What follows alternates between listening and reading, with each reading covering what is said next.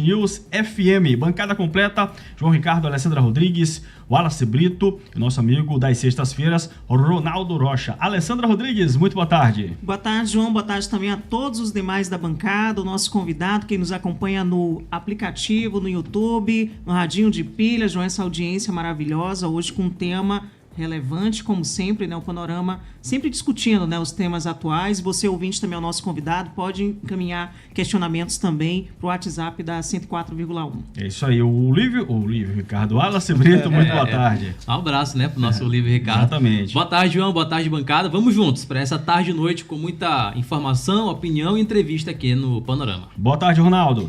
Boa tarde, João. Boa tarde, bancada. E que nós tenhamos um excelente programa nessa sexta-feira. Exatamente. Saudamos toda a bancada e a gente tem a satisfação hoje em receber aqui o presidente do Conselho Regional de Medicina do Maranhão, José Albuquerque de Figueiredo Neto. Vai tratar de um assunto. A gente fecha o panorama dessa semana do jeito que nós iniciamos, porque na segunda-feira recebemos aqui o Conselho Regional de Farmácia. Tratando de um assunto nacional, portanto, a gente colocando aqui a discussão local.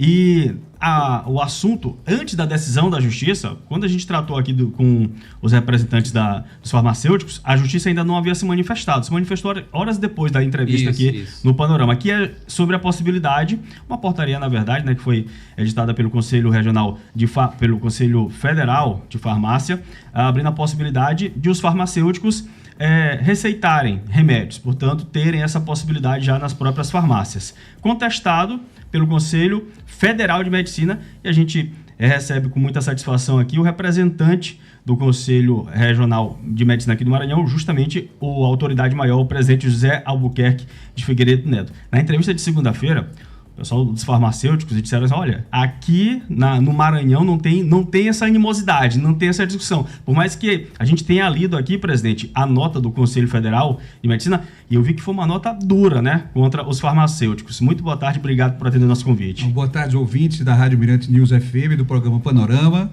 Boa tarde à bancada, não vou repetir o nome de cada um deles. De fato, acho que a gente tem que colocar o contexto dessa resolução da farmácia, a 5.000/2025, porque, na verdade, foi uma segunda tentativa sobre o mesmo tema. Havia uma resolução anterior, que foi julgada em novembro do ano passado, pela Justiça do Distrito Federal, que já havia impedido a possibilidade da prescrição médica por farmacêuticos. E o Conselho Federal de Farmácia reiterou esse novo pedido, entrando com a nova resolução sobre o mesmo tema que a Justiça já havia proibido. E por isso que o Conselho Federal de Medicina tomou medidas cabíveis e também tomou medidas cabíveis contra o presidente e a diretoria do Conselho Federal de Medicina, não contra os farmacêuticos. Até porque médicos e farmacêuticos trabalham juntos. Nós temos uma interface muito grande em vários aspectos, no atendimento hospitalar, da farmácia, assistência farmacológica, assistência farmacêutica, que faz com que essas profissões médicas, não só farmacêuticos, enfermeiros, médicos, fisioterapeutas e todos os profissionais de saúde trabalhem juntos. E o que nós precisamos separar é o que é o joio do trigo, o que é meu como médico, o que é o papel do farmacêutico, o que é o papel do enfermeiro. E o que nós temos observado nos últimos tempos é uma tentativa de algumas associações de invadirem de alguma maneira o que é o ato médico.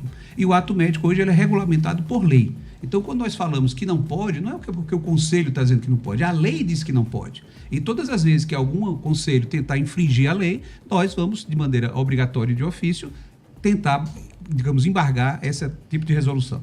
E um dos atos médicos é justamente a prescrição, né, de medicamentos, de todas as naturezas. Sim. E lembrando que a prescrição ela é um ato final do ato médico. Primeiro você faz a anamnese, faz o diagnóstico, faz o exame físico, contempla as possibilidades diagnósticas, solicita exames, vê alguns resultados, para que no final de tudo isso é que você vai estabelecer um plano terapêutico. E você vai prescrever a medicação de acordo com o seu próprio diagnóstico. Então a resolução permitia, entre outras coisas, que isso fosse feito no balcão da farmácia. Que o farmacêutico fizesse o exame físico, fizesse uma história dentro da farmácia, sem conhecer o passado do paciente. Também permitia, vejam, que o próprio farmacêutico poderia replicar uma receita que fosse apresentada para ele, né? Quando nós temos medicações que não podem ser replicadas sem uma reavaliação do paciente. Medicações psiquiátricas, especialmente medicações de controle, você tem que rever, está tendo algum efeito colateral, não está tendo algum efeito colateral, precisa ajustar a dose, não precisa.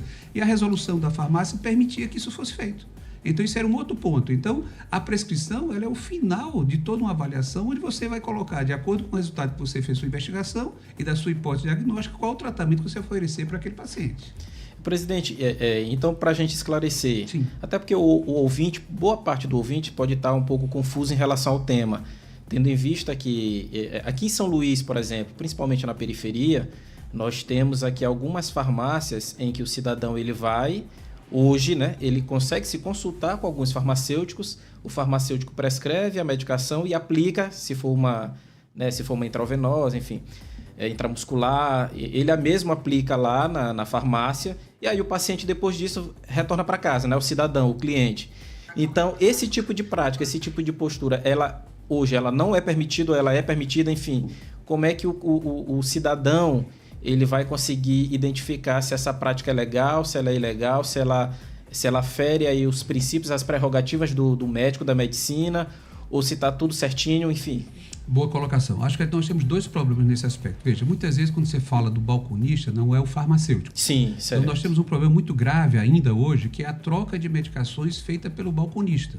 Então chega lá com a receita e o balconista, olha, isso aqui é a mesma coisa disso, e muda a prescrição do médico no balcão. Sim. Muitas vezes não é o farmacêutico, até porque lembrando que deveria ter um farmacêutico em cada farmácia. E às vezes não é nenhum medicamento genérico. Não, às vezes não é um medicamento genérico, isso que eu ia falar. Porque existem alguns programas que possibilitam que o farmacêutico possa fazer isso, que são os programas regulamentados pelo próprio Ministério da Saúde. Então, nessa circunstância que você tem resolução do Ministério da Saúde, é possível sim. Agora, assim, só uma observação, Sim. é só para deixar claro. Eu falo especificamente do caso. Eu estou sentindo uma febre, uma dor de cabeça, uma dor no corpo. Eu vou até a farmácia, porque eu sei que em determinada farmácia eu vou ser consultado lá e já vou sair de lá medicado. Estou falando desse aspecto. Entendi. Mas é claro, veja, se a gente pensar no acesso à população ao sistema de saúde, que ainda é muito falho, e como você tem muita farmácia, se eu pudesse ser consultado numa farmácia, isso resolveria meu problema. Eu iria na farmácia da esquina de casa, mas qual é o problema? Você vai chegar lá com uma febre. Uma febre pode ser uma gripe, uma febre pode ser uma pneumonia, uma febre pode ser uma dengue hemorrágica, e você vai tomar um remédio que eventualmente vai piorar a sua condição. E aquela pessoa que está lhe atendendo, ela não tem condições técnicas para fazer esse diagnóstico. Sim. Então, eventualmente, você vai ter sua situação piorada por uma medicação que você foi prescrito por alguém que não tinha essa capacidade e que você acabou utilizando. E se você tiver uma complicação, quem vai tratar a complicação? Você vai ter que procurar o médico ou o hospital. Tá certo? Então, veja, quando a gente fala nisso, é justamente esse ato da responsabilidade de fazer um diagnóstico para você passar uma medicação. Você está falando talvez de um analgésico. Tudo bem, aparentemente o analgésico pode não trazer nenhum problema. Mas o analgésico pode causar uma hepatite medicamentosa, um analgésico, dependendo, pode fazer com que você tenha uma hemorragia, fora outras complicações. Alergia, por exemplo, também. Então, efeitos colaterais como anafilaxia, que muitas vezes não é feita. O senhor tem alergia, é feita a anamnese? Não é feita. Sim, não é feita. Então, essa busca que aparentemente seria, digamos, facilitaria a vida das pessoas, porque você tem farmácia hoje em todo canto, né? Exatamente. Mas, veja bem, não é a maneira correta de fazer. Né? Isso. Presidente, essa resolução do Conselho Federal de Medicina, ela autorizava alguns farmacêuticos, aqueles que possuíam um certo registro, que é o registro de qualificação de especialista. É como se fosse uma especificação para que eles pudessem prescrever as medicações. Como é que o Conselho de Medicina observa essa situação de uma categoria, no caso os farmacêuticos, buscarem essa qualificante, no caso obterem esse registro de qualificação de especialista para, enfim, serem autorizados a justamente prescrever os medicamentos? É suficiente essa qualificante, a obtenção desse registro por parte dos farmacêuticos? Para a prescrição, não. Veja, o RQE, nós também temos em medicina, o RQE é quando você se habilita a ter uma especialidade. Então, você se formou e você vai ser cardiologista. Então, você faz uma residência, dependendo da residência, já sai com o título de especialista em cardiologia, ou você tem que fazer a prova da Sociedade Brasileira de Cardiologia para que você se intitule cardiologista. Na resolução da farmácia, não era bem isso, ela capacitava aquele farmacêutico para fazer atos médicos. De novo, volta ao ponto inicial, que é poder fazer anamnese, fazer exame físico e prescrever. Ora, quem faz anamnese, exame físico, faz o diagnóstico e prescreve é o médico. A não ser que nós vamos unir todos os cursos, vamos ter um grande curso de saúde e todo mundo prescreve. Então, assim, examina. Aquela resolução do Conselho de Farmácia meio que transformava farmacêuticos em médicos. Ela possibilitava que eles fizessem papel que está previsto na lei do ato médico. Tá? Essa é a grande questão, porque, na verdade, quando a gente olha o ato médico em si, ele é regulamentado por lei, ele determina o que cada profissão pode fazer. E é claro, por vários motivos, a gente tem tentativas de invasão em algumas áreas. Algumas que talvez não tivessem tanta repercussão na saúde das pessoas, mas outras têm. Medicar é uma delas, né? Vamos poder ampliar aqui o conceito, fazer procedimentos hoje de estéticos, né? que é feito até por pessoas que não são nem da área da saúde, tá? Que vão lá e quando você tem uma complicação, inclusive com morte, quem tem que ir para o hospital para tratar, é o médico que trata, né? Quantos casos vocês viram da imprensa noticiário que injeta alguma substância e morre, né? Feito numa coisa da esquina, qualquer canto, e isso é uma invasão do ato médico também. Então, o que a gente tem observado é que, de alguma maneira, as pessoas, não só da área não médica, de outras profissões não médicas, estão tentando invadir o ato que é um ato médico. Tá certo? E esse ato médico ele é regulamentado por lei, porque na verdade você tem uma grande responsabilidade ao fazer isso. Então, se você faz um ato médico e você não é médico e não está capacitado, se houver uma complicação, você vai ser capaz de tratar aquela complicação? Provavelmente não. Né? Então, isso cabe uma reflexão. A pergunta que talvez coubesse aqui, fugindo um pouco até da farmácia, é por que as pessoas então fazem isso? Vão na farmácia, se submetem... Primeiro, porque às vezes é mais barato, às vezes o acesso é mais fácil. Então, mas quando você fala no interior do estado, né, que de fato o farmacêutico ele tem uma figura de liderança, né, dentro de uma comunidade. E também tem pouca presença de médicos, né? Sim, especialistas, sobretudo. Tocar nesse ponto. Se a gente olhar um pouco mais para trás, lembra, todos vocês, alguém que foi aqui do interior, havia o farmacêutico da cidade. Em cidades que não tinha médico, e muitas vezes o farmacêutico fazia esse papel, claro. Mas isso foi num tempo que você não tinha tantos médicos e que também o próprio curso de farmácia não era tão sofisticado quanto ele é hoje. Então, esse papel que era exercido há muito tempo em situações, cidades longínquas, sem acesso, isso ficou na história. Não cabe, mas nesse momento que a gente tem farmacêuticos extremamente especializados, competentes na sua área de atuação, estarem invadindo a área de atuação de outras profissões. O senhor acha que esse assunto ele vai morrer agora, diante de uma decisão dessa? Eu queria saber a sua opinião em relação a isso. É um tema já fechado ou o senhor acredita que não? O que vem por aí, né? Nós vamos ter recorrência de várias outras, né? Essa decisão do juiz, ele apenas reafirmou uma decisão já tomada anteriormente pela Justiça de Brasília, né? Até o julgamento do mérito. Mas essa ação, sem dúvida, que a gente vai ganhar, porque ela é uma questão da lei. A lei está lá, a não ser que se reformule a lei. Então, se você fizer uma mudança da lei do ato médico, isso pode ocorrer, depende do Poder Legislativo, você poderia, eventualmente, acrescentar outras, digamos, tipificações para outras, digamos, profissões. O que é que o enfermeiro pode fazer, que não pode, até onde pode, o próprio farmacêutico, né? O que é que deve ser só restrito ao médico ou não. E essa é uma discussão muito filosófica também, né? Tem a ver com como é que eu levo o médico para o interior, ou eu levo profissionais de saúde para o interior. Como é que eu fixo o médico do interior, né? Essa é uma questão que não se discute, tá certo? Sim. Então, talvez o que a gente tenha passado por um período, isso independe de governo, acho que nos últimos 30 anos, a classe médica perdeu a batalha da comunicação. Tá certo? Nós fomos sendo colocados como os vilões da história. O médico não vai para o interior porque ele só quer ganhar dinheiro. O médico não vai para o interior porque ele quer ficar na capital. Quando a realidade nua e crua é muito diferente disso. Se vocês forem ao interior, não sei se alguns são do interior, qual é a condição de trabalho no interior? É algo que a gente tem debatido muito aqui no Panorama, quando há situações dessa natureza de alguma reclamação de algum ouvinte do interior, né? Algum paciente que morre, né, em alguma unidade que não supre com as necessidades. Nós falamos muito disso, né? Que, na verdade, aquele hospital ele não tem os insumos, né, para poder garantir que aquele profissional, de fato, consiga exercer a medicina. Exatamente, Alessandra. Não só a medicina, qualquer área de saúde, né? A gente tem feito um trabalho intenso de fiscalização do Conselho Regional. Nós temos menos que 50 fiscalizações por ano. O ano passado fizemos quase 1.800 fiscalizações, em especial no interior do estado do Maranhão. E muitas das situações que nós encontramos são situações no limite, onde, eventualmente, aquele hospital do interior ele deveria estar fechado, porque ele não tem a menor condição de ofertar o serviço que ele está ofertando, por várias e várias causas que a gente pode até discutir, estruturais, insumos, financiamento, mas essa é uma realidade. Então, como é que eu mantenho um médico no interior, né? Vamos levar em consideração um outro aspecto que às vezes é esquecido. O longo tempo de formação. O curso de medicina são 6 anos. Se você fizer uma especialização, em média, você vai gastar mais 4. Então, nós estamos falando de 10 anos. Se você entrou na faculdade com 22, você está saindo da faculdade aos 32. Você gastou 4 anos se especializando para poder fazer a sua especialidade. E aí você vai para um local que você não consegue praticar a sua especialidade porque faltam os recursos. Tá certo? Afora que se você vai para o interior, você se afasta do grande centro, apesar da facilidade hoje de você se manter, digamos, atualizado, você perde isso, né? E a gente tem hoje gerações diferentes que pensam diferentes, né? Elas pensam muito em qualidade de vida, elas pensam como é o seu futuro daqui a 10 anos. Então, aquela capacidade de atração de pequenas cidades, talvez para médicos que tinha anteriormente, hoje já não temos mais. Então, esse é o primeiro ponto. O segundo ponto é que ainda existe hoje carreira de Estado para médico. Não tem concurso para médico em prefeitura, não tem concurso para médico do Estado, não tem concurso para médico do Ministério da Saúde. Acabou. na medida que os médicos forem morrendo concursados, não teremos mais concursos. Por quê? Porque se permitiu a pejotização, que é um outro problema, onde todo médico se transforma em uma pessoa jurídica para poder trabalhar. Então, eu só trabalho se eu tiver uma SA, é José Albuquerque SA, para poder trabalhar para um convênio, ou para poder trabalhar para uma prefeitura, ou então, o que foi feito? Os estados e as secretarias eles passam a contratar OS, que são organizações que vão administrar pedaços da saúde. Nada contra, desde que fosse feito de uma maneira muito mais rigorosa, porque muitas dessas OS, o que acontece? Não há contrato de trabalho, é um contrato precarizado. É uma relação de pessoa jurídica com a pessoa jurídica. Porém, lembrando que o médico ele é a pessoa física, né? Então, você não tem nenhum direito a nada. Você não tem direito a férias, não tem direito a 13º. Você dá um plantão solitário que é só você. E se você ficar doente, você tem que achar alguém para lhe substituir. Você vai pagar para esse alguém lhe substituir.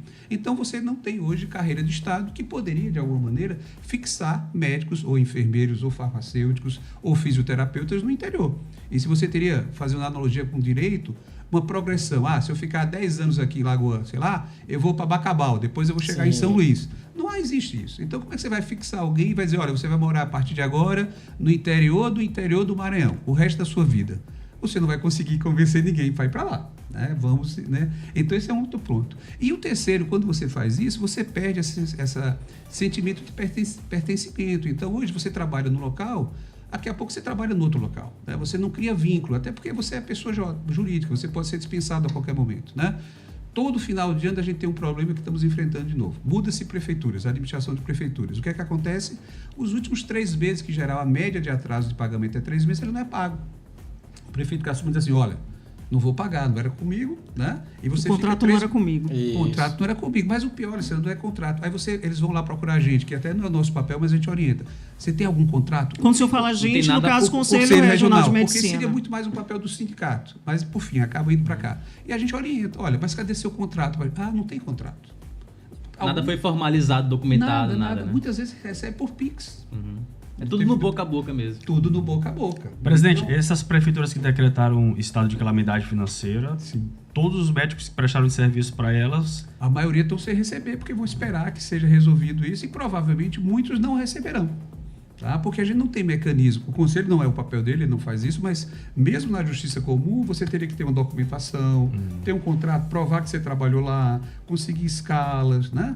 E aí você tem um outro problema hoje que acaba sendo a precarização, que é, vamos dar exemplo, quem está de plantão hoje é João Ricardo. Aí João Ricardo está de plantão e diz assim, não vou poder ir. Aí eu vou passar o plantão para o Wallace. Aí o Wallace diz assim, fiquei doente, me esqueci do meu compromisso hoje, passo para a Alessandra. A Alessandra teve um interveniente, passa para você. Você chega lá no hospital que você nunca trabalhou na vida. Ninguém sabe nem quem você é. Você chega lá, eu sou o médico do plantão. Você entrou lá, deu o plantão, foi embora. Houve algum problema. O Conselho Regional abre uma sindicância para apurar aquele problema. O que é que você pede? Escala de plantão. Quem é que vai ser chamado? O primeiro. O João. Chega lá, João, tá aqui, você... Não, mas eu estava lá no plantão. Não, esse cara tá aqui, cara. Foi você que estava de plantão. Não, eu troquei com ele que trocou. Isso. Até isso. E muitas vezes, hoje a gente isso até facilita também o exercício legal da profissão. Alessandra, ia chegar nesse ponto, né? Hoje mesmo a gente caminhou, não posso falar ainda, mas encaminhamos para a prisão de um falso médico aqui no estado. Há 2 semanas... prendemos em Teresina. Ele tentou fazer a inscrição aqui em São Luís. Eu noticiei esse caso aqui na rádio. Pronto. Ele tentou primeiro se inscrever aqui. Foi. Nós pedimos os documentos. As atendentes acharam assim estranho, que elas já sabem. Aí ele conseguiu fugir. Foi bater em Teresina e quase conseguiu, mas o diploma dele era de Teresina. A gente achou falso e comunicamos a Teresina. A gente pediu informação. Então o pessoal de Teresina já sabia que era falso. Quando ele tentou corajosamente se inscrever lá, foi preso. Isso que parece uma coisa absurda tem sido rotineiro. Todo mês a gente tem 3, 4, 5 ou mais casos de tentativa de inscrição com diplomas falsos. Então, na medida que eu terceirizei todo o controle, quem faz o controle que aquele médico é médico? Se ele pode chegar na instituição e dizer, olha, eu sou o médico de plantão, quem pede a carteirinha... Eu sou o plantonista de hoje. Eu sou o plantonista de hoje. Acabou. Né? Então, vejam, a gente coloca várias situações que mostram, de alguma maneira, o caos que a gente vive hoje, né, dentro dessa situação. E colocaria um outro problema adicional que vai ter repercussão um pouco mais adiante, daqui a 5, 6 anos, que é a abertura indiscriminada e criminosa de faculdades de medicina, sem nenhuma possibilidade. Né? O estado do Maranhão hoje tem 24 faculdades de medicina já. E foram pré-autorizadas mais 16. Então, se elas forem efetivadas, nós vamos ter 40 faculdades de medicina no estado do Maranhão. Muitas delas do interior, né? Zedoca, Uma com os Rosário. títulos de universidade e outras só de faculdade. Sim, de faculdade, mas fazendo o curso de medicina, Alessandra. Né? E quando você vai olhar, se você olha o que o MEC preconiza, quais são as condições mínimas para ter curso de medicina, a maioria delas não preenche, mesmo assim são liberadas. E passou-se a ter um outro problema. Liberados por quem, presidente? Pelo Ministério da Educação. Ele é que compete a liberar. Mas, né? mas não atende aos requisitos que o Ministério... Às vezes não. Aí ele dá um prazo para se enquadrar. Você vai lá e faz, meu filho, né? Eu te dou um ano para tu atingir. Ou então, o que tem acontecido pior nos últimos tempos, é a abertura por liminar. Então, enquanto o MEC analisa, aquele grupo que quer colocar a faculdade, entra na justiça e através de liminar ele abre. E qual o papel do Conselho Regional de Medicina diante disso também? Muito bem. Entramos na justiça e a justiça falou, olha, não compete a vocês. Esse é um papel, vocês cuidam do médico depois de formado. Esse é o problema do MEC, né? Ficamos de mão atadas. O que é que a gente tentou fazer? Não é uma situação séria, né? Porque com o MEC, certeza. ele está dizendo assim, olha, não tem os requisitos todos, mas você pode fazer. Exatamente. É tipo assim, pode morar numa casa que não está Porque acabada. Porque você entra também naquela questão de que o governo, independentemente de quem seja o presidente da República, o governo ele quer finalizar a gestão dizendo nós entregamos ao Brasil Tantos médicos. médicos. Isso, esse é um ponto, né? E aí, por isso é que se libera dessa forma, né? Sem o critério de fato. E também tem um problema hoje que é o seguinte, você tem hoje grandes conglomerados educacionais. Então, quando a gente fala hoje de medicina, são empresas que têm 20 faculdades de medicina, 15 faculdades de medicina no Brasil como um todo, né? E quando vocês vão avaliar hoje a compra de uma universidade, não de uma faculdade, qual é a joia da coroa? É se aquela universidade tem um curso de faculdade de medicina. Sim. O ticket médio hoje é 10, 12 mil reais. Exatamente. Por aluno. Sim. Por aluno. Então, isso é o que dá o valor para aquela universidade. Então, você tem um valor financeiro muito grande envolvido nisso, né? Escala, já se eu tiver 10 cursos de medicina, imagina a arrecadação que você tem por ano disso. Então, você tem, digamos, diversos mecanismos que vão fazer com que, em algum momento, a liberação aconteça. Sim. Mesmo que não preencha os pré-requisitos, né? E aí, o que é que o CFM fez para tentar melhorar? Nós criamos um sistema chamado SAMI, que é um sistema de acreditação das escolas médicas, onde, claro, nós não temos poder de lei, mas aquelas faculdades que quiserem, elas se submetem à nossa fiscalização e nós damos um selo para aquela faculdade, garantindo que aquela faculdade cumpre pelo menos os pré-requisitos mínimos, Alessandra, para que possa atuar, tá? Mas não é obrigatório, que eu acho que deveria ser feito pelo próprio MEC, né? Já que eu liberei, eu vou lá e fiscalizo, não está preenchendo, eu fecho, né? Fechar é muito mais difícil, abrir é fácil. Fechar uma faculdade... Há quanto tempo que está implantado esse selo? O SAMI já temos 6 anos já, né? Começou em 2 anos experimental e agora já funciona. A faculdade, ela vai lá, se voluntaria para ser fiscalizada, nós fiscalizamos e ao final da fiscalização damos um selo de conformidade. Esse seria um ponto. E aí vai sobrar para quem? Vai sobrar para os novos médicos, porque o que sobrou para a gente de uma maneira única de tentar melhorar a qualidade é o teste, a prova de proficiência, que tem 2 projetos. Um na Câmara, que é do deputado Luizinho e até do deputado Alain Garcês aqui, que tem pensado um projeto dele. É médico ele, né? É médico, né? Um deputado federal. E esse é um projeto um pouco mais complexo, porque ele prevê que durante o curso dos 6 anos nós teríamos provas no 2º, no 4º e no 6º ano, para que então aquele médico pudesse estar habilitado. E um projeto mais simples, que é do senador astronauta, eu esqueci o nome agora do senador. Marcos Pontes, exatamente, que é um projeto muito mais simples. Astronauta Marcos Pontes. É assim que ele se chama. Exatamente. Que é baseado na OEB. É uma prova única ao final do curso, uma vez no primeiro semestre, uma vez no segundo semestre, e realizado pelo Conselho Federal de Medicina. Tá? Porque nesse do professor Luizinho, você deixou a raposa tomando conta do galinheiro, porque é as próprias faculdades que fariam as avaliações. Então, a chance disso funcionar é muito pequena, né? Então, está em tramitação, foi aprovado já na Comissão de Assuntos Sociais, de Educação, vai agora para aprovação na Comissão de Assuntos Sociais. Se aprovado, é terminativo, vai para o plenário do Senado para ser votado. Se for votado e for aprovado, então a gente vai ter, pela primeira vez, um mecanismo mínimo agora de controle de qualidade. É claro que, durante muito tempo, as associações médicas, a Associação Médica Brasileira, Conselho Federal, a gente relutou muito, porque você está transferindo um ônus diretamente para o aluno, coitado. Né? Ao final de 6 anos, ele estudou numa escola que, teoricamente, era boa, estava permitida, e ele vai descobrir uma prova que ele não teve uma boa formação e ele não vai poder fazer nenhuma outra atividade. Porque se ele não passa na prova, ele só é médico, ele não vai ser...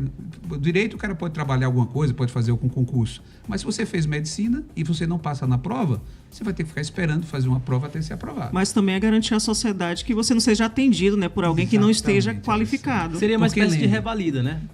Não, porque o Mais ou revalida, menos? na verdade... Não, o revalida é um pouco diferente. A proposta, no final, é que essa mesma prova, ela substitua, de alguma maneira, o revalida. Porque o revalida, o conceito do revalida, que é um conceito mundial, é que se você fez a faculdade na Bolívia, você vem e faz a prova, e você revalida o seu diploma porque você demonstrou que tem capacidade de exercer aqui, né? O que aconteceu?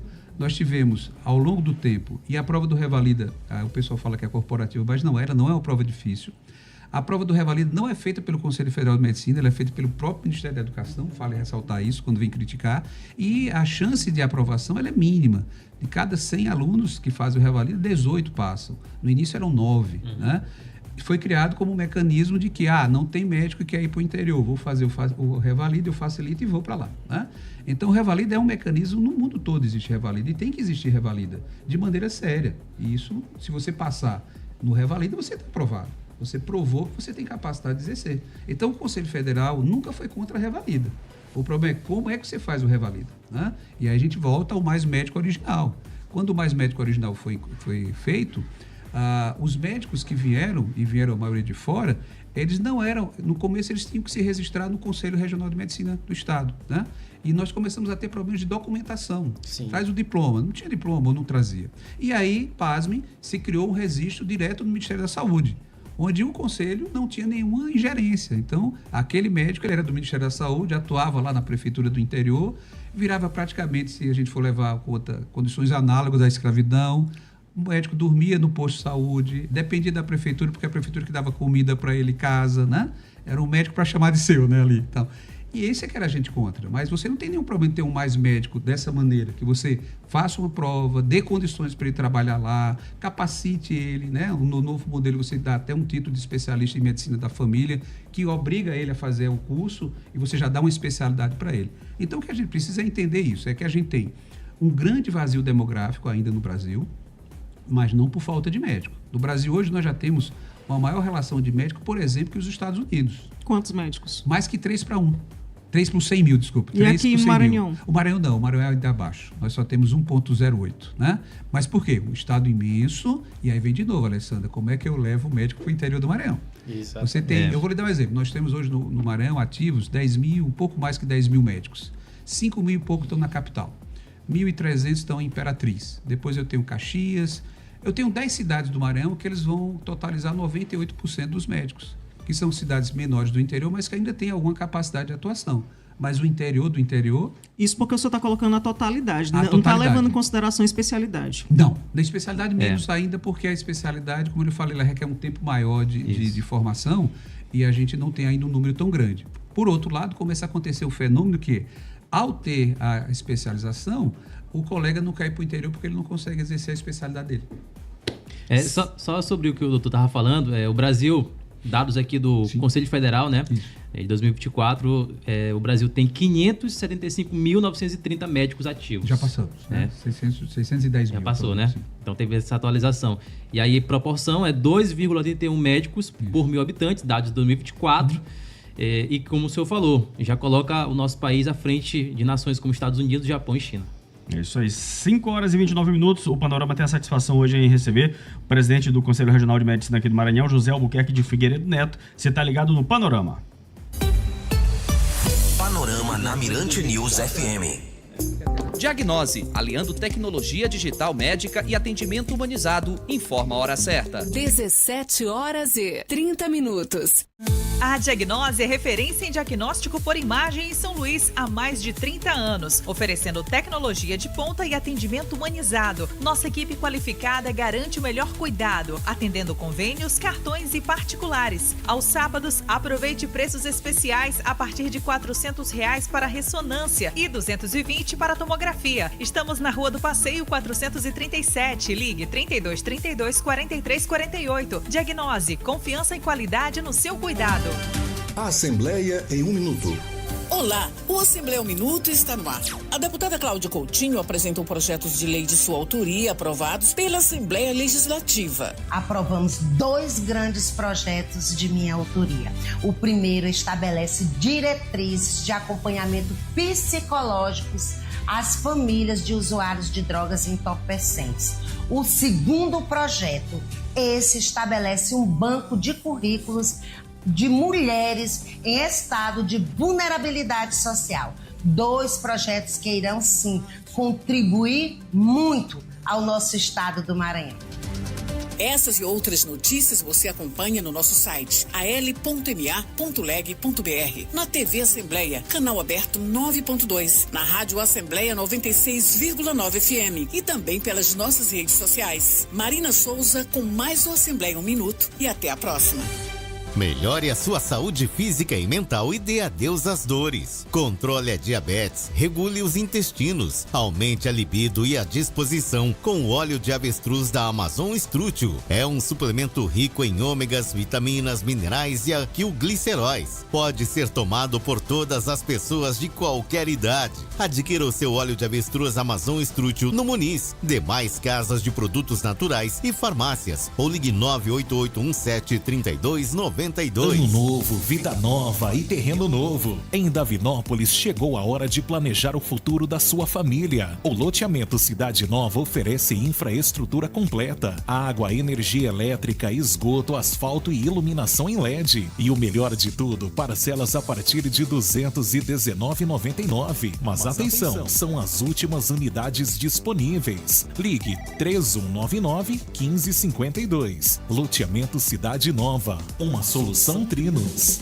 Siga a Mirante News FM nas redes sociais e receba as principais atualizações em tempo real. Estamos no YouTube, Instagram, Facebook e no X. Siga @mirantenewsfm.com.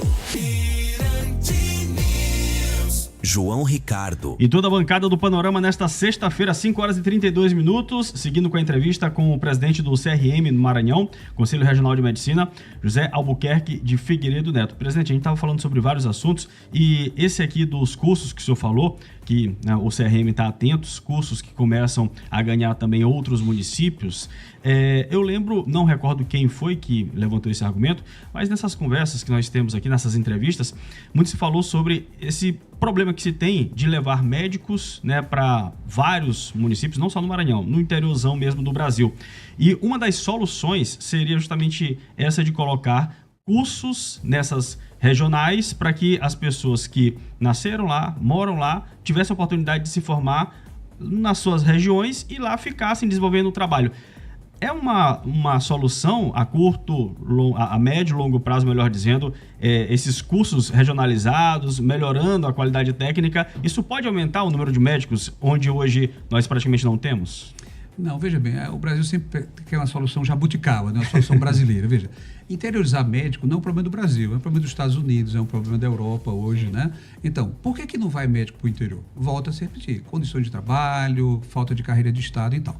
E a gente já tem vários estudos que mostram, não adianta você abrir uma faculdade do interior, porque o que fixa a pessoa no interior ou no local de trabalho é muito mais a residência médica dele do que a graduação. Sim. Porque ao término da graduação ele vai ter que fazer uma especialidade, então ele migra de lá. E muitas vezes ele começa o curso numa faculdade do interior e depois ele faz o quê? Ele transfere para uma outra faculdade, tá? Então, o que a gente percebeu, e isso os outros países já entenderam, é que não é abrindo faculdades de medicina que você vai resolver o problema da interiorização. Uhum. Então, vamos dar exemplo. Hoje o Brasil, ele é o segundo, vai passar a Índia. Hoje ele é o segundo país do mundo com mais faculdade de medicina no mundo. A gente só perde para a Índia. A Índia tem 1,3 bilhão de habitantes, né? Com essas novas autorizações de 2 semanas atrás, nós vamos ultrapassar a Índia. Então, nós vamos ser o primeiro país do mundo em número de faculdade de medicina. Se essa lógica fosse verdadeira, estaria resolvido os problemas. Mas não está. Por quê? Porque a maioria dos médicos vai se concentrar nos grandes centros depois. Porque você vai ter a questão justamente do mercado de trabalho. Então, não adianta eu formar um médico lá no interior e dele acabou, ele vai ficar lá no interior. Aquela cidade do interior, ela tem condições econômicas de manter o médico? Qual é a relação de trabalho que ele vai ter? Muitas vezes no interior, qual é o único trabalho que ele tem? Ele vai trabalhar para a prefeitura. Como é que ele trabalha na prefeitura? Se ele não tem concurso, ele tem que ser amigo de alguém. Ou ele tem que participar de um programa de saúde da família, né? Que é um vínculo também precário, acabou aquela gestão muda, né? Então, como é que você mantém um médico lá no ambiente daquele? Aí vem a função do Estado. O Estado deveria fornecer condições ou uma carreira de Estado, nem que fosse para os menores municípios, que você contemplasse aquele médico com salário adequado, condições de trabalho adequado, possibilidade de progressão na carreira, né, tanto financeira como de localidade, porque aí você poderia, de alguma maneira, fixá-lo no interior. É uma questão até política, então. Com certeza. E o Conselho Federal, ele tem formulado essas proposições para o governo? Tem sido atendido? Como não. É que tá? Veja bem, o grande problema quando a gente fala com a analogia da carreira jurídica, né? Igual o promotor acontece, o juiz acontece. Mas veja bem, é uma questão numérica. Numa cidade do interior, talvez eu tenha um promotor e um juiz, né? Muitas vezes, e o seu estado que paga, muitas vezes. Se for federal, é o federal. Mas vamos pensar uma cidade do interior que precisa de uma maternidade, né? Eu preciso manter a maternidade 24 horas por dia. Então, eu vou ter que ter, no mínimo, 7 médicos, se for plantão de 24 horas, fora o final de semana. Então, eu vou ter que ter 7 médicos, no mínimo, né? Isso já gera um valor. E quem paga isso hoje é a prefeitura. Então, a prefeitura, como é que são as maioria das prefeituras nossas do interior? Muitos dos nossos municípios, se fosse na ponta do lápis economicamente, são municípios inviáveis.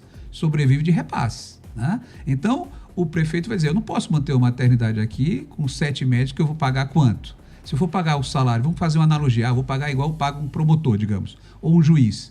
Cidades do interior não vão conseguir pagar uma maternidade, um hospital, porque ele vai ter 15, 20, 30 médicos naquele local. Então, ele acaba reduzindo isso. Muitas vezes, ele joga a responsabilidade para o governo do Estado. Então, o que a gente observa muitas vezes é onde o Estado chega com seu hospital macro-regional, com seu hospital regional, oferecendo recursos, a prefeitura se retrai. Ela deixa aquele papel para ele. E se a prefeitura fizesse pelo menos a atenção básica, já seria muito bom, porque você resolveria parte do problema no município. Mas não, você não faz nada. E você começa a ter o quê? Os grandes centros, São Luís, Imperatriz, Caxias, recebem pacientes que vêm de outras cidades do interior, né? E às vezes até a saída do paciente daqui do estado, por exemplo, para Teresina. Isso, Alessandro, já aconteceu muito. Hoje é menor essa proporção, mas é um fato, sim, que aconteceu historicamente, por isso mesmo, né? Então, assim, interiorizar é difícil, é um processo lento, dinâmico, depende do crescimento econômico das cidades do interior, né? Vou dar um exemplo. Você pega hoje em cidades do interior do Mato Grosso, de Goiás, que tem um grande desenvolvimento econômico. Você consegue ter médicos lá. Você retém o médico. Por quê? Porque a cidade oferece condições para que ele fique lá. Então, a gente tem uma questão social, que é eu tenho que oferecer a saúde, que é um dever do Estado, e o Estado deveria, sim, criar mecanismos para que ele conseguisse levar não só o médico, mas a enfermeira, o fisioterapeuta, o odontólogo, né? Também não tem odontólogo no interior, para que você pudesse, pelo menos, minimamente, ter um percentual de médicos que ficasse no interior. Você falou há pouco em relação a essa questão da especialização, da especialidade, para que o médico consiga se fixar em determinado local. Aqui no Maranhão, nós temos formação, né, em especialista em que áreas? É cardiologia, aqui neuro acho que não tem, nós temos cursos de neurologia clínica, né? A gente tem nas 4 áreas básicas, cirurgia, ginecologia, obstetrícia, pediatria e clínica médica. Temos sim já várias residências de especialidades, cardiologia, nefrologia, endocrinologia, gastroenterologia, pneumologia. Nós tivemos um grande avanço nisso aí, tanto na rede federal, o Hospital Universitário, um exemplo disso, mas também na própria MCE, o próprio Estado oferecendo vagas de residência. Essa questão que você coloca, ela era um problema que ela está se agravando, não melhorando. Porque, veja, na medida que eu estou começando a formar cada vez mais médicos, eu vou ter cada vez um número menor de residências para ofertá-los. Sim. Porque é diferente eu abrir um curso de graduação de eu abrir uma residência. Para eu abrir uma residência, eu preciso ter um hospital, né? Que seja minimamente qualificado para formar um especialista. Eu vou levar 2, 3 anos para formar aquele. Eu não posso fazer isso em larga escala, até porque eu não vou ter preceptor para isso, né? Então, a residência é um refinamento da formação médica. E para fazer a residência, você tem que fazer uma prova específica, que não é fácil. Que também não é fácil, porque a concorrência é muito maior, né? Uma concorrência qualificada, porque já do graduando se tornou médico, né? Então, hoje a gente começa a ter um gap, um gargalo muito grande entre número de formandos e vagas de residência. E aí se abre um outro problema e um nicho de mercado, que são os cursos de pós-graduação, que esse é outro problema que a gente enfrenta, inclusive no Conselho. Se ofertam cursos de pós-graduação de várias maneiras, de várias especialidades. E eles vendem aquilo, olha, venha fazer o curso de graduação de neurologia, né? Isso. E aí o médico vai lá, faz o curso, e ao término do curso ele acha que ele se tornou especialista. Não. Não é. Aquele curso, muitas vezes, não permite ele nem que ele faça a prova, porque aquele curso não é reconhecido pela sociedade da especialidade dele. Então ele vai fazer aquele curso, ele pega o diplomazinho dele, e muitas vezes ele vai no conselho, porque o nosso papel como conselho é de registrar o título de especialista, né? Nós não fazemos a ele fazer especialidade, mas nós registramos o título dele. E ele chega com o diploma e a gente olha, esse seu título não vale nada, isso aqui é um curso lato sensu, não preenche os pré-requisitos. E ele fica lá, né? Perdeu tempo, gastou dinheiro, e aí vem um outro problema, ele vai começar a tentar atender fora, dizendo que é especialista, que esse é outro problema que a gente enfrenta hoje. Aí é fraude, né? que é fraude, porque, veja, a gente tem hoje uma resolução nova da propaganda médica, que é um tema também bem pertinente para cá. E entre as coisas proibidas, você não pode fazer propaganda de uma especialidade que você não tem. Sim. Tá? E é o que a gente mais vê hoje, né? Especialmente em áreas que geram dinheiro, dermatologia, né? Essas áreas, cirurgia plástica, menos, mas dermatologia é uma das áreas que mais tem, nutrologia também. E você tem que dizer para o colega, olha, você não pode fazer essa propaganda. Né? No máximo que a gente conseguiu amenizar, assim, você pode fazer assim, pós-graduação em dermatologia, e do lado você coloca não especialista. Sim. Porque senão é fraude, né? Você está induzindo a pessoa que vê a sua propaganda de que você é o especialista e você não é. Se ele botar pós-graduação e não colocar não especialista... Está errado. Porque ele está lhe induzindo a acreditar que ele tem a pós-graduação naquela área. Né? Isso aí é comércio, não é isso? Então, esse é um ponto. Então, você tem uma proliferação de pós-graduações. Esse é um nicho de mercado que grandes instituições sérias estão abraçando com uma voracidade muito grande. Aqui eu falo de grandes hospitais, Einstein, Sírio-Libanês, Moinho de Ventos de Porto Alegre, Beneficência Portuguesa, porque eles viram nisso um nicho de mercado. Olha, está sobrando médico, está faltando residência. Vou criar um curso muito bom, pago, né? E vou formar bons profissionais. Mas aí vai caber a quem possa pagar, Alessandra. Então, você vai estar eliminando um percentual muito grande de indivíduos que não vão ter acesso à residência porque não tem vaga e não vão ter acesso à pós-graduação boa porque não podem pagar. Por isso que até o profissional ele pode, né, recorrer ao Conselho Regional de Medicina, trazendo aqui para a realidade, antes de ir fazer qualquer pós-graduação, né? Saber se de fato aquela instituição ela está apta a ofertar realmente aquela especialidade, e você pode colocar isso lá no seu certificado. Sim, no nosso papel, geralmente a gente remete isso à AMB, porque a Associação Médica Brasileira ela que faz essa interface com as sociedades de especialidades, né? Mas isso hoje facilmente você vê na própria internet. Se você for olhar, a faculdade está oferecendo aquela propaganda, aquele curso, checa lá e vê, né? Geralmente vai estar assim, pós-graduação lato sensu. Se tiver lato sensu, em geral não dá direito, né? A gente vê isso muito medicina do trabalho, né? Então o pessoal faz o curso de medicina do trabalho e hoje, com conveniente, muitas vezes são cursos EAD, né? Exatamente. 2 encontros presenciais no ano e vai te dar um título de especialista.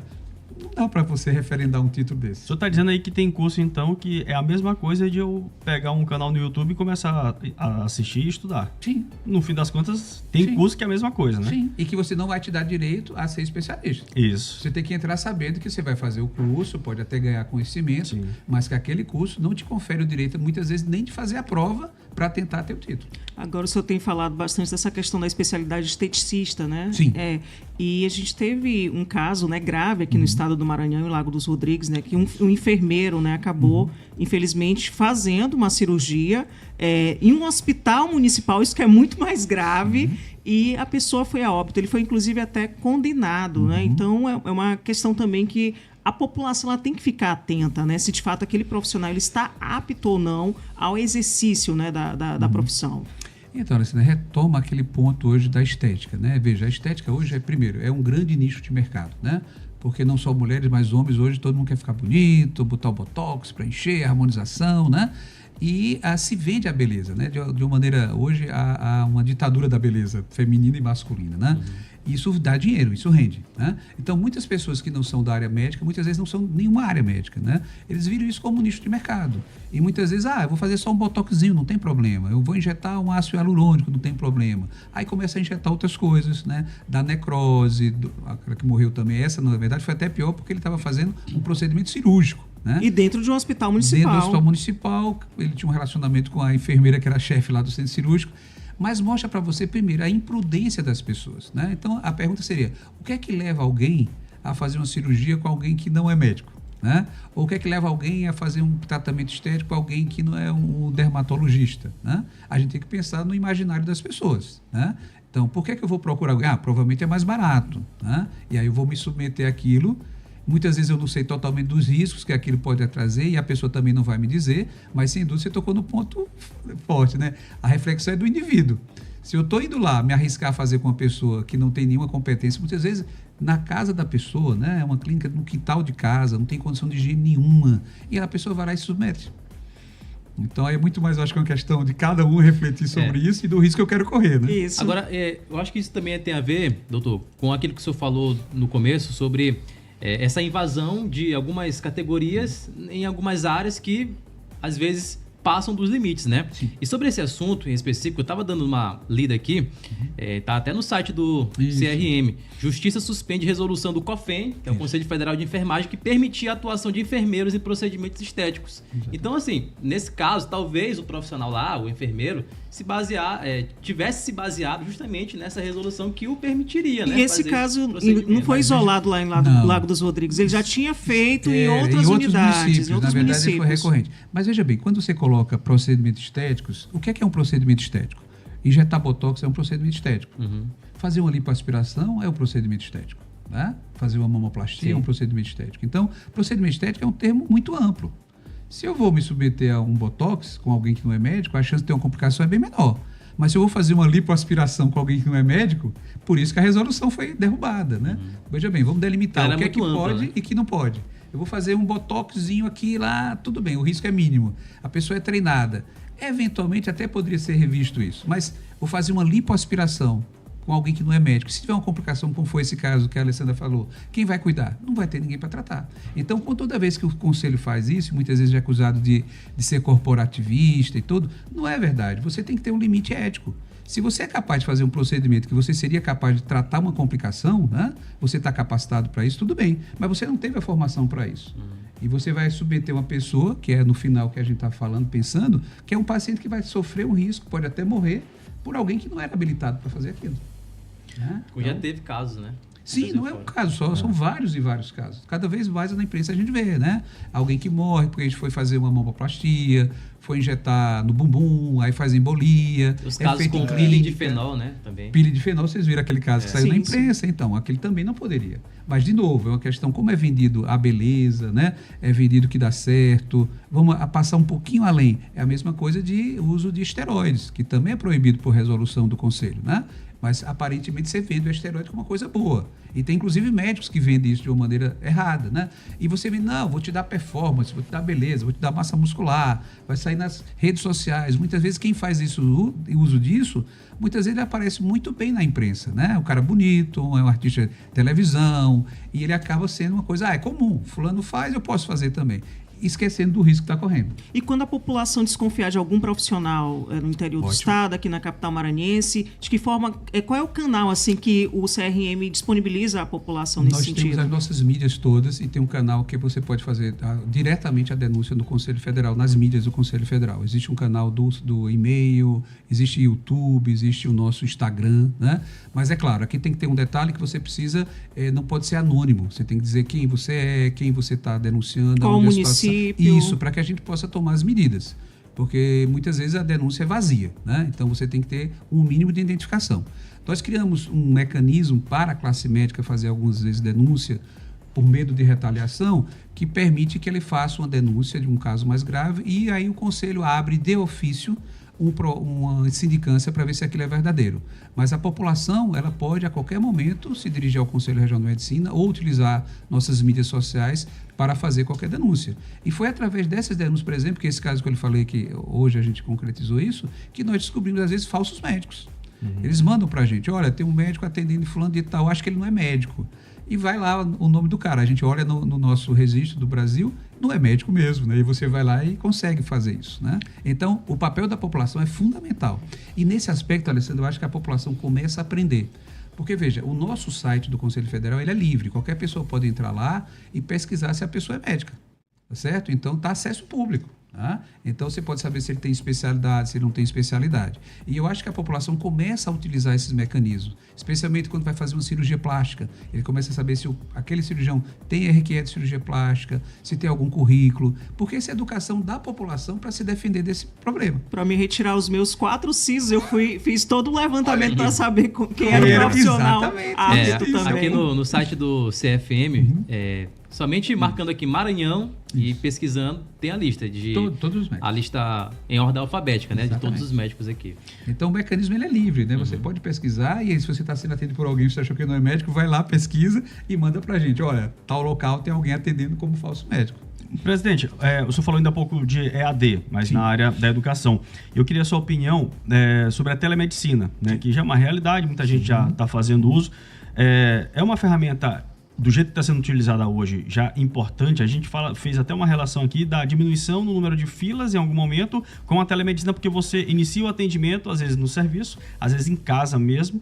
Eu já fiz como forma de experiência, né? E aí achei interessante, né? Fiz só uma vez e tal, mas eu acredito que é um mercado que vai ainda expandir muito, né? A sua opinião sobre essa telemedicina? A telemedicina é um dos grandes avanços da medicina moderna. A gente não pode esquecer dos meios de comunicação que nós temos aqui hoje. Então, a telemedicina ela permite, primeiro, acesso ao pessoal do interior, a especialista que ele não teria lá, né? Permite uma segunda opinião do médico que está lá no interior, ele não é especialista, ele pode entrar em contato com um colega que é especialista. Permite o atendimento de situações básicas lá no interior. Então, a telemedicina ela veio para ficar. O que ela precisa é ser regulamentada e ver o grau de extensão que nós vamos utilizá-la. Eu vou dar um exemplo que não é o da saúde pública, mas, por exemplo, eventualmente a gente tinha um determinado convênio que ele não tinha especialista aqui. E o que a resolução diz assim, olha, o paciente é atendido com um médico na outra ponta, que é um médico que não é especialista, e na outra ponta estaria o médico especialista para fazer a consulta do especialista. E nesse caso específico, a gente descobriu que o médico da outra ponta também não era especialista. Então, usar a telemedicina para burlar também pode ser feito. Então, primeiro, há que se ter uma vigilância, há que se ter regulamentação da prática da telemedicina, mas a telemedicina é uma ferramenta extremamente útil, vai ser utilizada cada vez mais. Vamos pegar o exemplo do Maranhão. O Maranhão é um ótimo estado para você ter telemedicina, desde que seja feita da maneira adequada. Eu vou ter acesso a profissionais, vou ter acesso à segunda opinião, vou poder fazer alguns atendimentos com solução já imediata do diagnóstico. Que a internet seja boa também, doutor. Pronto, você tocou em alguns pontos. Aí a gente vê a qualidade da imagem, qualidade da internet, né? Então, tudo isso, né, Alessandra, acaba sendo isso. Mas, em condições ideais, a telemedicina é uma ótima ferramenta e ela deve ser cada vez mais ampliada para que a gente atinja justamente essas situações que a gente está falando de não ter um médico no interior. O que ela tem sido utilizada de uma maneira inadequada, volto a falar muito mais no sistema privado, é transformar a telemedicina para tirar o médico do atendimento presencial. Porque aí você está pensando em economia de custos. Então, você está criando grandes call centers, né, de consulta médica. E, eventualmente, não tem falta do médico. Vamos dizer, vamos aplicar a telemedicina em larga escala em São Luís. Não é necessário, você tem médico em São Luís para atender a população. Então, a gente precisa apenas ficar de olho nisso. Mas a telemedicina veio para ficar, é uma ferramenta extremamente importante, ela pode solucionar alguns dos problemas que eu falei aqui da interiorização do médico. E, doutor, como é que está sendo a atuação também do Conselho de Medicina? O senhor falou da atuação com relação a profissionais não habilitados, mas aqueles que não estão tendo boas práticas médicas. O Conselho tem recebido denúncias, como é que procedem nesses casos? A gente tem muita reclamação, né, de pessoas que vão a um posto de saúde, vão a algum hospital, público ou privado, e acabam reclamando do atendimento ruim. Como é que é o procedimento? Bom, eu acho que isso são duas coisas. Primeiro, como funciona, né? Então, para entender. A denúncia contra o médico, ela é feita no mesmo modo que a gente falou. O usuário, a pessoa vai e faz a denúncia no Conselho. Bom, isso é feito a primeira análise sobre a denúncia e você vai ver se aquilo se trata ou não do que seria um erro médico. Lembrando que muitas vezes é chamado de erro médico que não foi feito nem pelo médico. Foi uma injeção mal aplicada, enfim, foi uma infecção dentro do hospital. Uma vez que ela preenche os pré-requisitos para ser considerado uma denúncia, é aberta uma sindicância. Então, essa sindicância é uma análise primária do caso, onde a gente escuta a parte que fez a denúncia, né? Escuta o médico também. Nesse primeiro momento não precisa de grandes minúcias e você faz uma sindicância e essa sindicância, então você julga a sindicância numa câmara e aí se o aspecto for, olha, isso aqui parece mesmo um erro médico, aí abre um processo ético profissional chamado PEP. E aí sim, é feito que nem na justiça, abre-se um inquérito mesmo, e aí você tem direito a chamar suas testemunhas, a vítima, né, também tem direito a levar suas testemunhas, anexar documentos, tal. Feito toda a instrução, ao final há um julgamento, e no final do julgamento ele pode ser condenado, absolvido ou não, tá? Bom, fez-se a primeira sindicância e se observou, não, isso aqui não é erro médico, né? Muitas vezes a reclamação é porque, eu fui mal atendido. Bom, o que é mal atendido, né? Falou grosso comigo. A população também reclama muito. O médico está dormindo na UPA. Vamos chegar na UPA. Vamos chegar do dormir na UPA, que está na moda agora. Vamos lá. Então, muitas coisas, na verdade, é do relacionamento médico-paciente, né? E aí, isso não é um erro médico para caber ao conselho julgar. Mas você, às vezes, chama o médico, orienta e tal. E existem situações que a gente propõe que a gente chama de TAC, que é um termo de ajustamento de conduta. Então, vamos dar exemplo. O colega que está fazendo a propaganda de psiquiatria. Ele bota lá que ele é psiquiatra e ele não é psiquiatra. Então, o conselho chama eles, olha, sua propaganda está fora da conformidade. Nós vamos lhe dar uma chance. Você vai mudar a sua publicidade, você vai ficar durante 6 meses sendo monitorado. Ao final de 6 meses você mudou tudo, você não abre o processo. Se nesse intervalo ele voltar a recorrer, já vira não mais sindicância, já vira o próprio PEP. Parece né? muito Sim. também com essas ações contra influenciadores digitais que ficam com joguinhos, né? E tudo, a mesma então, coisa. Porque, veja, de novo, se a gente for abrir sindicância para toda e qualquer, infração menor, a gente não vai fazer mais nada. Até porque se você abre para toda infração menor, a punição para uma infração menor, muitas vezes é o quê? Uma censura reservada, pode chegar uma censura pública. Então, você teria os conselhos todos literalmente ocupados de resolver pequenos problemas. E aí eu te digo outra coisa, a gente é acusado, às vezes, das duas formas, o conselho sofre dos dois lados, apanha dos dois lados, Sandra. Primeiro, a gente é acusado pelos médicos de a gente não proteger os médicos. E é acusado pela população de ser corporativista, né? E aí a gente precisa ter um ponto de equilíbrio, porque, veja bem, isso aí é, às vezes, uma mão palmatória aqui para a imprensa. Quando você tem uma suspeita de um erro médico, muitas vezes a divulgação da possibilidade do erro médico ela é feita com um noticiário muito intensivo. Né? Se chama atenção, vai. Muitas vezes aquilo passa, mas aquele médico já caiu no público como um médico que errou. Ao final de todo o processo, o médico é inocentado. E, em geral, não há a mesma divulgação com a mesma intensidade da denúncia. E você já acabou com a vida profissional, muitas vezes, daquele médico. Né? A gente tem 2 casos em andamento, não posso falar porque é sigiloso, mas que é exatamente isso. Que aconteceram aqui na capital ou no interior? Aqui na capital. Então, a gente tem que ter muito cuidado na apreciação da denúncia. Né? Essa denúncia é pertinente. A gente tem denúncia que tem, principalmente do interior, que vem com finalidade política, o cara era vereador, acusa o médico, enfim. Então, você tem que ter muito, primeiro assim, sentar, ver as provas. Parece que abre-se uma sindicância e faz a investigação. E, ao final, você tem a solução. Claro, ainda cabe recurso. Se você, como vítima, denunciou um médico, esse médico foi inocentado, você pode recorrer ao Conselho Federal de Medicina, que é a segunda instância nossa, né? E muitas vezes o federal reforma a conduta, a decisão. E, presidente, no caso do médico que ele acaba cometendo uma infração grave, né? Que tipo de sanção ele pode ser submetido dentro do Conselho? Boa pergunta. Bom, ela varia dependendo da gravidade, varia desde uma censura reservada, uma censura pública, suspensão por um intervalo de tempo e a pena máxima, que é a cassação. Tá? Sim. A cassação hoje ela passa por uma discussão até filosófica, porque já vem, quando você faz a cassação do médico, ele nunca mais vai poder exercer a medicina. Isso. Tá? E seria o análogo talvez à pena de morte ou à prisão perpétua. Tá? Então hoje o Conselho começa a discutir modalidades de cassação. Bom, eu vou cassar por qual motivos? Né? Eu casso porque, sei lá, teve um erro médico numa cirurgia... Mas esses casos de estupro também são casos então, que são bem graves. Exatamente. Veja bem, estupro seria crime hediondo. Então, vamos lá, há uma discussão no Conselho de crimes hediondos, cassação. Certo, certo. Porque aí, talvez aquele colega tenha uma psicopatia, tem que ser tratado como isso, né? Mas em outras situações, você vai caçar aquele médico e que ele acabou a vida dele.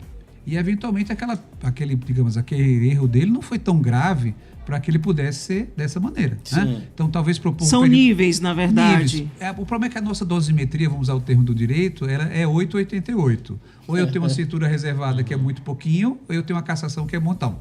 E nesse meio do caminho, como é que eu faço? Eu vou reabilitá-lo, vou pedir para ele voltar para estudar. Então, é uma discussão filosófica dentro do próprio Conselho, como dosar a pena, né? Porque você começa a ter, claro, problemas graves, né? Então, o estupro, não dá para manter essa pessoa depois como médico, né? Mas se ele teve um erro, vamos imaginar que houve um erro mesmo material. Ele errou numa cirurgia porque todo mundo pode errar. Mas ele era um ótimo médico, ele trabalha há 20 anos, é o primeiro erro da vida dele como profissional. Ele merece ser cassado por aquele erro? É uma discussão. Exatamente. Presidente José Albuquerque de Figueiredo Neto, presidente do TRM aqui do Maranhão, muito obrigado pela entrevista e fica o convite para outras oportunidades, porque à sua disposição. Muito assunto a gente tem aqui no Panorama. Não, temos muito assunto, tá bom? Agradeço a todos, aos ouvintes também, muito obrigado pelo convite. Nós que agradecemos. 6 em ponto, você está ligado no Panorama. ZYR 138, Rádio Mirante News FM 104,1, 40 kW de potência. Estúdio na Avenida Ana Jansen 200, São Francisco, São Luís, Maranhão. Panorama na 104,1.